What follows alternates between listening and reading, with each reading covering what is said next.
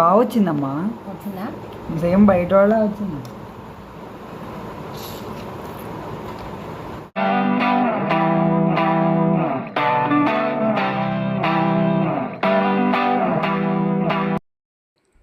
అందరికీ నమస్కారం. మీరు చూస్తున్నది ఎస్ఎస్వి ఛానల్. ఈరోజు నేను వెజ్ దమ్ బిర్యానీ ఎలా తయారు చేసుకోవాలి అనేది చూపించిపోతున్నాను అన్నమాట. చాలా సులువుగా మన ఇంట్లో ఉన్న పదార్థాలతోనే ఈజీగా చేసుకోవచ్చు అన్నమాట. దానికోసమని నేను ముందుగా నీళ్ళని మరిగిస్తున్నాను అన్నమాట. ఎసరు పెట్టాను. కుక్కర్లోనే నేను వండుతున్నాను రైస్ని. అంటే ముందుగా వండేసి తర్వాత దీన్ని దమ్ చేయాలన్నమాట. అయితే దానికోసం నీళ్ళను మరిగించాను. దాంట్లోని కొన్ని పలావ్ దినుసులు అయితే వేశాను. మరాఠీ మొగ్గ, అనాస పువ్వు,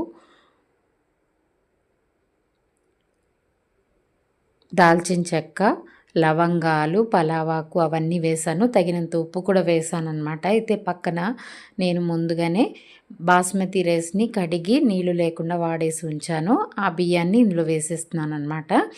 అయితే ఈ బాస్మతి రైస్కి నీళ్లు తక్కువగా పడతాయని మనందరికీ తెలిసిందే కదా. అయితే నేను గ్లాసుకి గ్లాసు పావు పోస్తానన్నమాట బాస్మతి రైస్కి. అలాగే 2 గ్లాసులకి 2.5 గ్లాసులు చొప్పున నీళ్లు పోసాను. నీళ్ళు పోసి మరిగించిన తర్వాత బియ్యాన్ని వేసేసి కుక్కర్ ఒక విజిల్ వచ్చే వరకు ఉడికిస్తున్నాను అనమాట. అయితే ఇది కుక్ అయ్యేలోపు నేను పక్కనే ఒక కుక్కర్ని పెట్టుకున్నాను. దానిలో ఈ ఉల్లిపాయ ముక్కల్ని వేసి ఫ్రై చేస్తున్నాను అనమాట. నేను దమ్ బిర్యానీకి ముందు ఒక కర్రీ ప్రిపేర్ చేసుకోవాలన్నమాట. దానికోసమని వెజిటబుల్స్ అన్నీ కట్ చేసి పెట్టుకున్నాను. బంగాళదుంప ముక్కలు, క్యారెట్ ముక్కలు, టొమాటో ముక్కలు, ఉల్లిపాయలు. అయితే కొన్ని ఉల్లిపాయలని కర్రీ కోసం, కొన్ని సపరేట్గా ఇలా వేయించుకోవాలన్నమాట.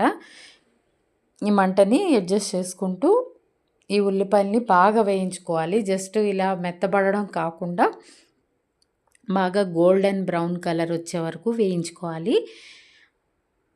మనకు బాగా క్రిస్పీగా అయిపోవాలన్నమాట. మంటని అడ్జస్ట్ చేసుకుంటూ వేయించుకోవాలి. ఇవి వేయించుకున్న తర్వాత వీటిని ఒక పళ్ళెల్లోకి తీసేసుకొని దాని తర్వాత వెల్లుల్లి రెబ్బలను కూడా వేయించుకోవాలి. వెల్లుల్లి రెబ్బలు అనేవి సన్నగా పొడవుగా కట్ చేసుకోవాలన్నమాట. ఎందుకంటే వెల్లుల్లిపాయలు పళ్ళంగా వేస్తే మనకి అవి పేలే అవకాశం ఉంటుందన్నమాట. అందుకని ఒక్కొక్క వెల్లుల్లిపాయని నేను 2 ముక్కలుగా చేసి వేయించాను అనమాట. అవి కూడా గోల్డెన్ బ్రౌన్ కలర్లో వేగిపోవాలి. తర్వాత పుదీనా ఆకులను కూడా వేస్తున్నాను. ఇవి కూడా క్రిస్పీగా వేగిపోవాలన్నమాట. వీటన్నిటిని ఒక పళ్ళెల్లోకి తీసుకోవాలన్నమాట. సపరేట్గా ఇలా పళ్ళెల్లోకి తీసుకొని పెట్టుకోవాలి. ఇప్పుడు అదే ప్యాన్లో కొద్దిగా ఆయిల్ వేసుకొని దాంట్లో అల్లం వెల్లుల్లి పేస్ట్ వేసి వేయించుకోవాలి. ఆ తర్వాత మళ్ళీ పచ్చి పుదీనా ఆకుల్ని కూడా వేసి మళ్ళీ ఒకసారి వేయించుకోవాలి. ఇప్పుడు మనం కర్రీని ప్రిపేర్ చేస్తున్నాం అనమాట. దీంట్లో కొన్ని పలావ్ దినుసులు కూడా వేసాను. ఒక 4 లవంగాలు, అనాస పువ్వు ముక్క ఇలాంటివన్నీ కూడా వేసాను అనమాట ఫ్లేవర్ రావడం కోసం. తర్వాత సన్నగా చీలికల్లా తరిగిన ఉల్లిపాయ ముక్కలను కూడా వేసాను. అవి 1 నిమిషం వేగిన తర్వాత టొమాటో ముక్కలు, తర్వాత మిగిలిన క్యారెట్ ముక్కలు కూడా వేసేసి ఇవన్నీ కలిపి ఒకసారి వేయించుకోవాలన్నమాట. మంటని మీడియం ఫ్లేమ్లో పెట్టుకుని ఇవన్నీ కొంచెం ఉడికే విధంగా ఒకసారి ఫ్రై చేసుకోవాలి. తర్వాత బంగాళదుంప ముక్కల్ని కొంచెం పెద్ద సైజుగా వేసుకుంటే మనకి రైస్లో తినడానికి బాగుంటుందన్నమాట. వాటిని కొంచెం పెద్ద సైజులో అయితే వేసాను. అవి కూడా వేసి అన్నీ ఒకసారి వేయించిన తర్వాత వీటిలో ఇంకా మనం మసాలాలన్నీ వేసుకోవాల్సి ఉంటుందన్నమాట. దానికోసమని ముందుగా గరం మసాలా వేసాను. తర్వాత ధనియాల పొడి, జీలకర్ర పొడి 1 స్పూన్ వేసాను అనమాట. తర్వాత తగినంత కారం కూడా వేసుకోవాలి. తర్వాత తగినంత ఉప్పు కూడా వేసుకోవాలి. ఎందుకంటే ముందుగా చూసి వేసుకోవాలన్నమాట. రైస్లో కూడా మనం ఉప్పు వేసాం. దాంట్లో కలిసిన తర్వాత మనకి ఉప్పు ఏ రకంగా సరిపోతుంది అనే దాన్ని బట్టి వేసుకోవాలన్నమాట. తర్వాత కొత్తిమీర కూడా వేసి వేయించుకోవాలి. తర్వాత ఇవన్నీ కొంచెం మెత్తబడిన తర్వాత ఇది కొంచెం కర్రీ హత్తుకున్నట్టు వచ్చి గ్రేవీలాగా రావాలి కాబట్టి కొద్దిగా నీళ్లు కూడా పోసుకొని కొంచెం సేపు మంటని మీడియం ఫ్లేమ్లో పెట్టుకుని ఉడికించుకుని తర్వాత దానికి కుక్కర్ మూత పెట్టేయాలన్నమాట. ఇక ఇందాక చెప్పాను కదా, ఉప్పు అనేది చూసుకొని వేసుకోవాలి. మనకి ఎంతవరకు సరిపోతుంది అనే దాన్ని బట్టి. తర్వాత నేను కుక్కర్ మూత పెట్టేసి ఒక విజిల్ రానిస్తున్నాను అనమాట. ఎందుకంటే క్యారెట్ అండ్ బంగాళదుంప అనేది కొంచెం స్లోగా ఉడుకుతాయి కదా, ఉల్లిపాయ టమాటా అయితే ఉడికిపోతాయి. కానీ తర్వాత విజిల్ వచ్చిన తర్వాత చల్లారిన తర్వాత మూత తీసేసాను. సమానంగా అంటే మెత్తగా పేస్ట్ అయిపోయే విధంగా కాకుండా ఇలా సమానంగా ఉడికిందనమాట. ఇప్పుడు మంటని మళ్ళీ మీడియం ఫ్లేమ్లో పెట్టుకుని స్టవ్ వెలిగించుకొని కొంచెం సేపు కదుపుకొని ఇలా దగ్గరకు అవ్వనివ్వాలన్నమాట.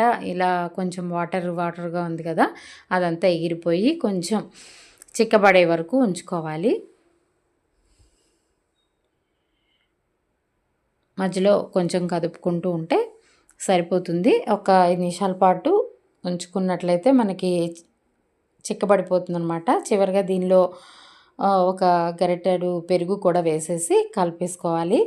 ఎందుకంటే బిర్యానీకి మంచి టేస్ట్ అనేది రావాలంటే కర్డ్ అనేది వేస్తేనే బాగుంటుందన్నమాట. పెరుగుని వేసేసి మళ్ళీ ఒక 2 నిమిషాల పాటు ఉడికించి స్టవ్ ఆఫ్ చేసేసుకుంటే మన కర్రీ రెడీ అయిపోతుంది అనమాట. ఒక పక్కన నేను అన్నాన్ని కూడా ఉడికించి పక్కకు పెట్టాను కదా, అది హాఫ్ కుక్డ్ ఉంటుంది.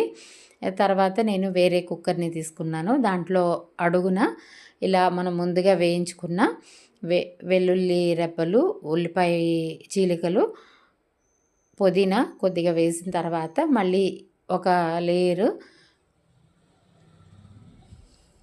రైస్ని వేసుకోవాలి. మళ్ళీ ఒక లేయర్లో మనం తయారు చేసుకున్న కూరని వేసుకోవాలి. తర్వాత మళ్ళీ ఇంకో లేయర్ అన్నాన్ని వేసుకోవాలన్నమాట. ఇలా లేయర్స్గా ప్రతి లేయర్కి ఒకటి వేసుకోవాలన్నమాట. తర్వాత మళ్ళీ నేను వేయించిన ఉల్లిపాయల్ని వేస్తున్నాను. తర్వాత మళ్ళీ పైన ఇంకొక లేయరు అన్నాన్ని వేసి దానిపైన మళ్ళీ పుదీనా వేసాను. తర్వాత ఇంకొక లేయర్ వేసిన తర్వాత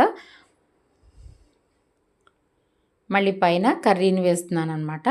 ఇలా లేయర్స్గా మనం తయారు చేసిన కర్రీని, తర్వాత వేయించిన వెల్లుల్లిపాయలు, పుదీనా, ఉల్లిపాయలు ఇవన్నీ కూడా లేయర్స్గా వేసేసుకొని చివరిగా మిగిలిన కర్రీని కూడా వేసేసాను.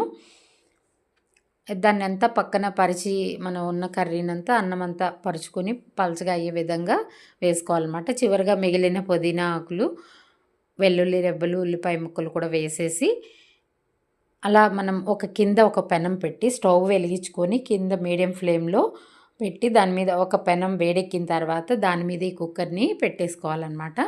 అయితే నేను మామూలుగా మనం దమ్ బిర్యానీ చేసినప్పుడు పాలల్లో కుంకుమ పువ్వు వేసి నానబెట్టి వేస్తారు. నా దగ్గర అయితే కుంకుమ పువ్వు లేదనమాట. దానికి చిన్న ట్రిక్ ఏం యూజ్ చేశానంటే పాలల్లో కొద్దిగా పసుపు వేసి కలిపేశాను. ఇలా లైట్ కలర్గా ఎల్లో కలర్లో వచ్చిందిగా, దాన్ని మధ్యలో అన్నం మీద అంతా స్ప్రింకిల్ చేశాను అనమాట. తర్వాత ఇలా మీడియం ఫ్లేమ్లో పైన వెయిట్ అనేది పెట్టకుండా ఆ పెనం మీదే ఒక 5 నుంచి 10 నిమిషాల లోపు అలా ఉంచాలన్నమాట. మంటని మీడియం ఫ్లేమ్, కొద్దిగా మరి అందలేదనుకుంటే కొంచెం మధ్యలో హైలో పెట్టుకుని అలా వేసుకున్న తర్వాత స్టవ్ ఆఫ్ చేసేసుకోవాలి. తర్వాత మూత తీయగానే చూసారు కదా, సేమ్ యాజ్ ఇట్ ఈస్గా మనకి దమ్ బిర్యానీ హోటల్ స్టైల్లో ఎలా ఉంటుంది అలాగే వచ్చేసింది అనమాట.